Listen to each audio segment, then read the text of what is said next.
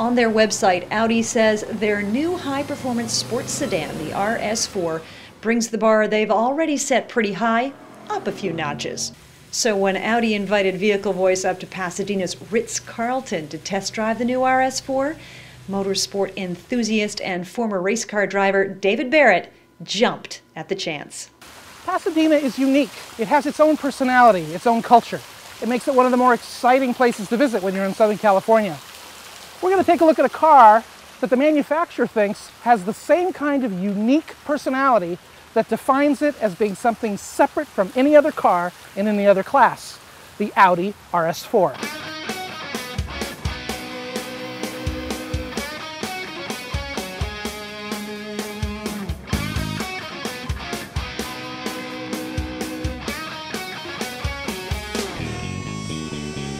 We thought that before we went for a drive in these Audis, we would tell you a little bit about them and why it's such a unique car and why it does have a personality unique to the RS4. This red car right here is one of the more popular colors. If you look at the Auto Union nose, the traditional look that Audi creates for all of their vehicles now, you'll see that it has an aggressive front lowered fascia, a splitter, headlights that look as if they're alive, and a beautiful sleek look running from nose to tail. Not one body panel is shared with the A4 or S4 with the exception of the doors. If you look at the two front quarter panels in the hood, they're made of aluminum, saving a lot of weight. Down below, 19-inch wheels shod with Pirelli P0 tires give you a lot of good grip in both wet and dry conditions. Now this car has the latest Audi Quattro technology with the 60-40 split, 60% of the power at the rear and 40% up front. Of course, the Quattro system can move power all the way to the front or the back automatically as you need it. Beautiful cross-drilled, large front disc brakes with 8-piston calipers bring this car to a stop very, very quickly, or so says the manufacturer. We'll test it in just a few minutes.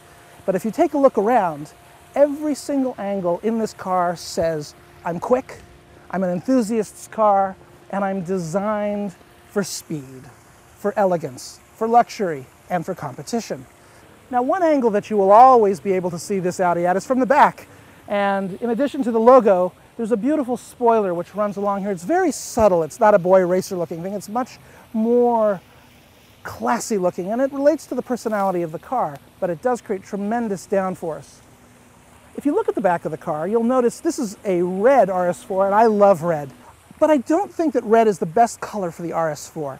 The way that the lights are sculpted into the rear body, on the RS4, it makes it look smaller and tighter. If we walk over here and take a look at this, a silver RS4, you'll see how nicely the lights break up the back of the car. It creates a much more dynamic look.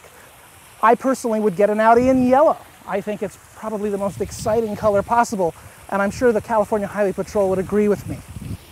Okay, well, enough with the design and walk-around stuff. The car magazines can do all of that for you. We're here to drive this beast, so let's get inside, go for a spin, and tell you what we think.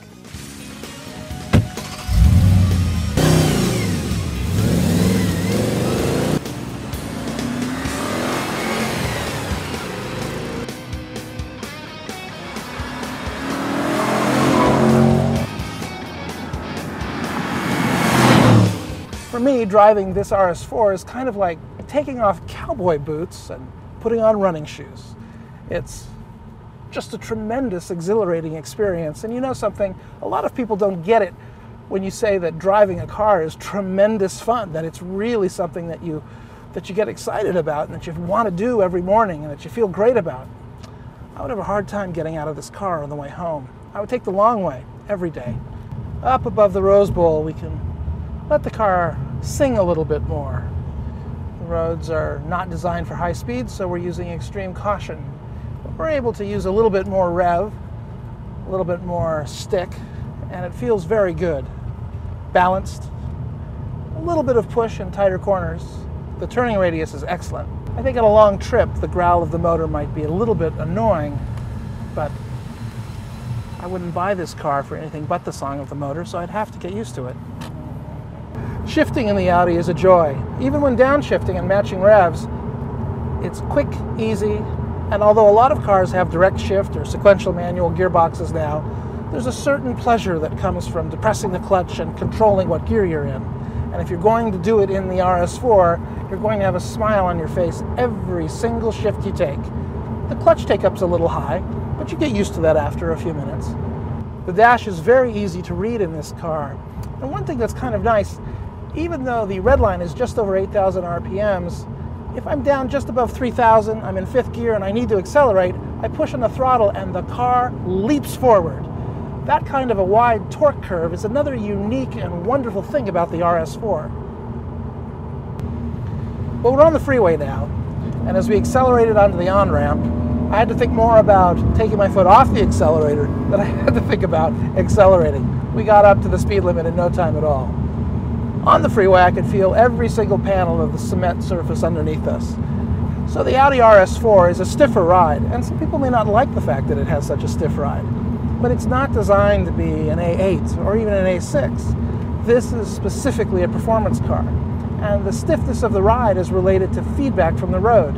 If you're going to drive fast and you're going to drive hard, you need to be safe. And a stiff suspension is very important to making sure that the car remains balanced and stable at all times, under acceleration, under braking, while you're turning in. An enthusiast might like to ask, well, how does this compare to other cars? And I can tell you from having driven other cars, this is not like an A4. It has its own distinct kind of sensation to it. It's not like an M3. It has 4 doors. It has a different kind of sitting position. It has a different kind of forward view. It's not like, obviously, a 911 Porsche, because it's a 4-passenger car and you sit up higher. But it still has the same kind of get up and go that a Porsche has. I think it's faster in many ways than an M3, even if an M3 is extremely fast and powerful, and I've had several of them in my own garage. This car feels somehow more powerful. Perhaps it's the combination of the way that the exhaust sounds combined with a V8 engine. But overall, when I'm driving this car hard, it does feel distinctly different than any other car I've ever driven. At the same time, it feels like a car that I'd like to drive over and over again. And that's a good thing.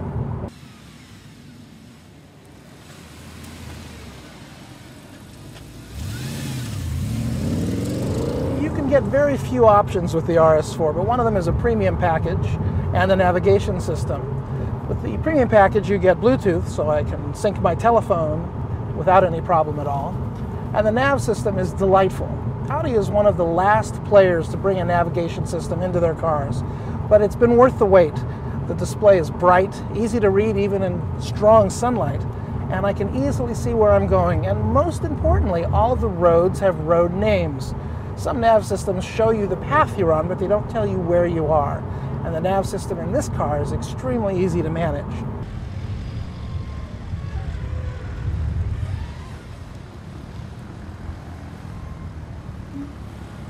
Well, we're here at the Rose Bowl in Pasadena. Thought it would be time to pull over for a moment and talk about the interior of this car. The central stack is really nicely laid out and easy to read. A warning indicator there, small cup holder, ESP, the air conditioning and heater controls, all easily reached. On the RS4 series, as you'll see on the top of the stick shift, there's a brushed aluminum look. The accents are all in that look. If you have an S4, then it's a polished aluminum look, so it's different in every single aspect.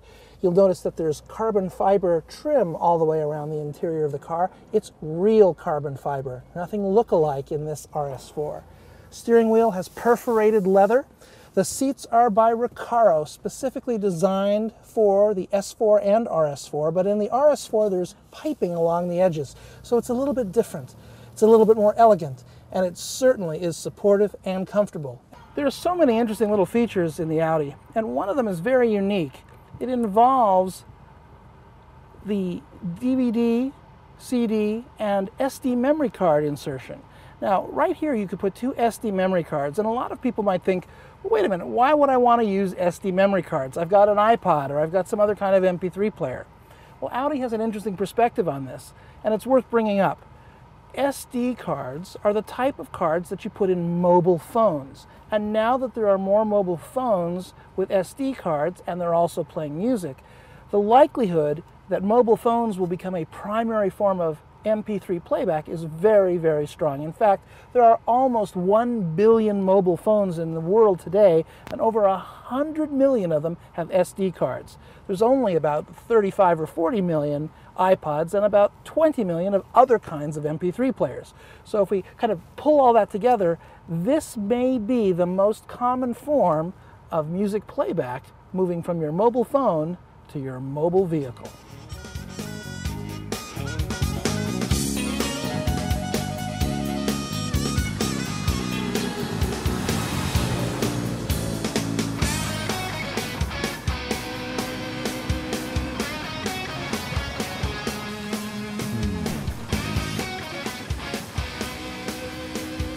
It's quite a claim to say that you've got a car that is unique and unlike anything else. Audi says they're going to sell about 1,000 of these in the first year of production. If I had to bet money on it, I'd say they'd have to up that number, because this is a very, very special car.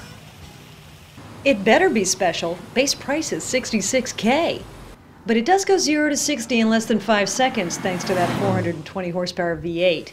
And it is, well, gorgeous. Check out all the specs at AudiUSA.com.